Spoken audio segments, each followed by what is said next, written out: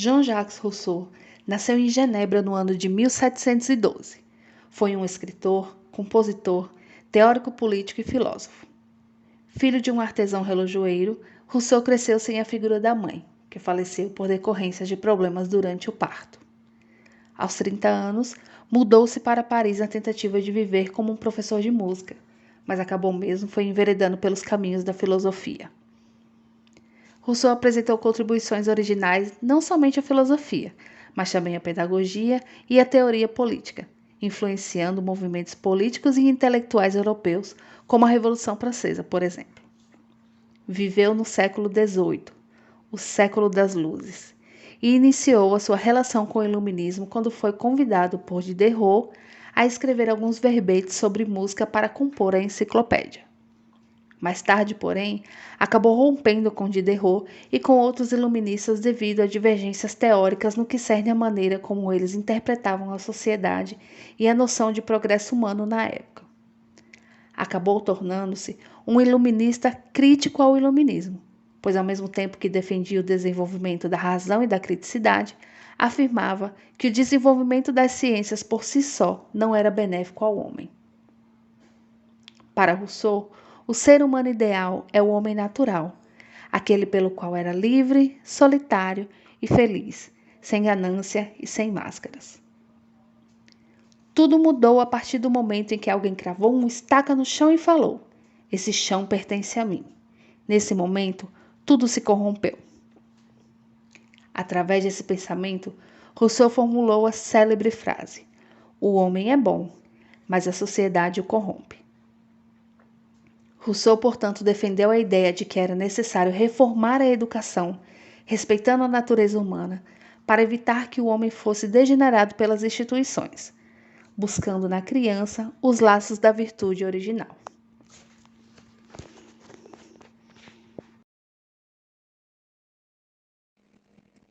De maneira geral, o pensador Rousseau defende que devemos respeitar a natureza e o mundo da criança, mediante as suas especificidades. Enquanto que alguns filósofos veem a criança como sendo um adulto defeituoso, Rousseau a vê como sendo realmente criança em sua etapa peculiar e propriamente dita, ou seja, a infância, e tal etapa deve ser respeitada.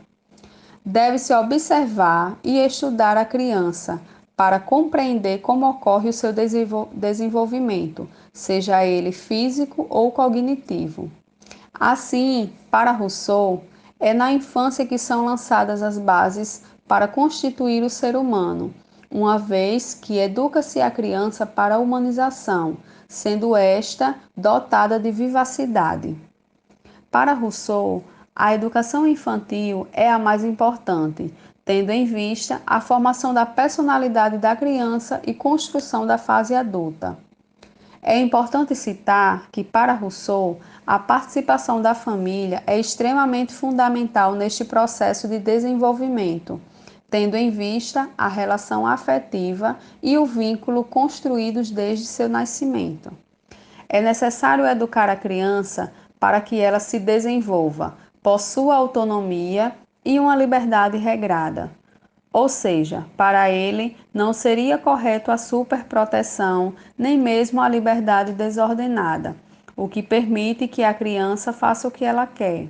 Assim, ele defende que é preciso que ocorra uma tensão e responsabilização dos pais, sendo preciso que a criança usufrua da sua liberdade e aprenda com os sentidos a experimentar o mundo e vivenciar suas descobertas de maneira limitada e controlada, sem que ela possa fazer tudo o que ela quer.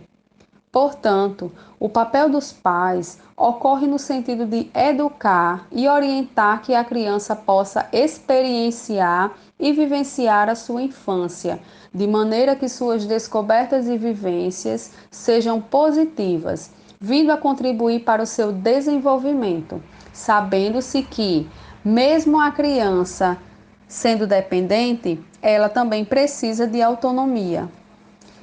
Assim, para Rousseau, a criança deve ser criança de maneira equilibrada E no que se trata da relação do choro, Rousseau defende que é necessário compreender seu real motivo, se é um choro de necessidade artificial ou natural, o que se trata de um indicativo que não podemos criar crianças tiranas ou escravas, sendo o choro uma dessas armas. Ou seja, não permitir que por meio do choro a criança seja escravizada pelo adulto, nem mesmo seja tirano em querer dar ordens ao adulto utilizando-se dessas artimanhas. Rousseau contribuiu para o pensamento educacional através de uma análise pedagógica adotada no romance Emílio, uma utopia sobre as fases do menino Emílio que representava todas as crianças, desde o nascimento até a fase adulta.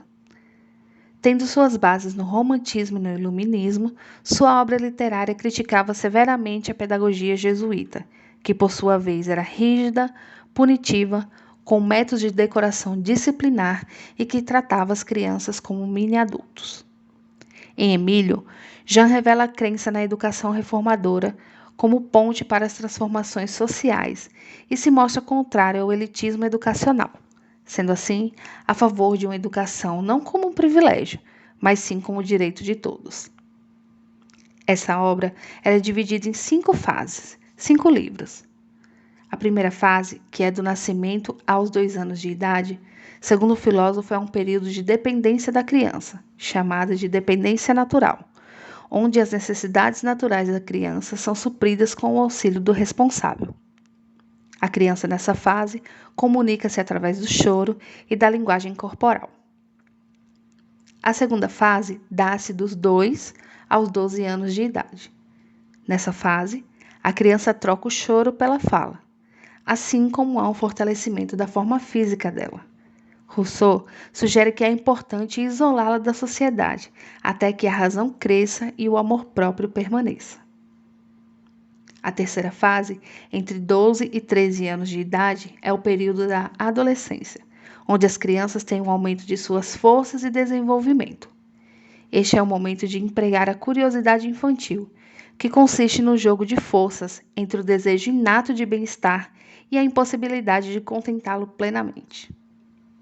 Vale lembrar que, para ele, é preciso despertar na criança o desejo por conhecimento, para o seu crescimento social, não por inveja ou por querer ser melhor do que o outro, criando assim inimigos. Então, chega o momento em que a criança precisa escolher a sua profissão, para que, através do trabalho de suas mãos, possa compreender seu papel na transformação da sociedade. Até este momento, o responsável cria situações para que ele desenvolva sua autonomia e a capacidade de contar consigo mesmo. A quarta fase, que vai dos 15 aos 20 anos, é o tempo de inserção na sociedade e de treinar a reflexão. E é a hora de aprender tudo sobre a vida em sociedade. Ele faz uma separação entre o homem e o cidadão. Os dois são opostos e excludentes um dos outros. Emílio contribuiu para a valorização do homem e suas especificidades psicológicas no âmbito da educação moderna e serviu de base para as indagações da atualidade, tanto na educação como na política.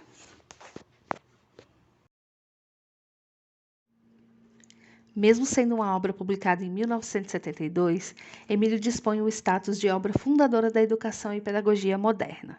É uma ponte com a velha e a nova escola, e suas reflexões influenciaram gerações de educadores de todo o mundo, como Piaget e Paulo Freire.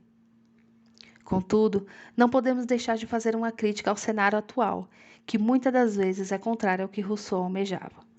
Crianças são inseridas precocemente em creches, acelerando todo um processo que requer tempo para que ela compreenda primeiro quem ela é e tenha autonomia e controle sobre suas emoções.